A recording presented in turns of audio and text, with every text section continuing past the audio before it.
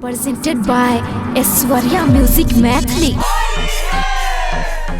रंग नहीं लगावा झगड़ा करते खूबे हमारा से दीदिया हो जीजा जीजा रंग नहीं लगावा सुन सुन ये हमर साली किया बैठा छ मन मारी किया बैठा छ मन मारी हम लाइन छिया पिचकारी रंग बाइल न गाले गुलाबी बाइल न गाले गुलाबी सुन सुन ये हमर साली किया बैठा छ मन मारी हम लाइन छिया पिचकारी रंग बाइल न गाले गुलाबी केकरा से डर लागई तू बताब केकरा से डर लागई तू बताब बताब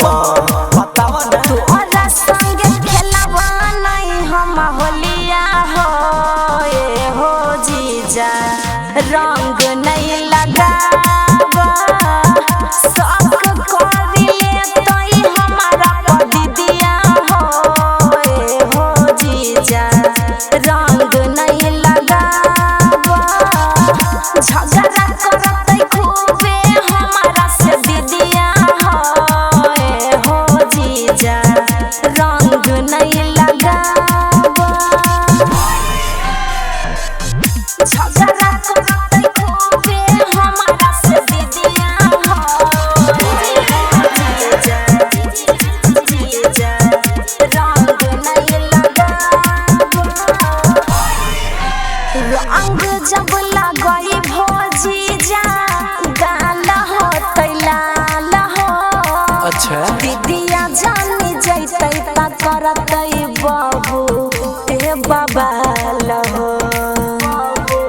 ते बाबा लहो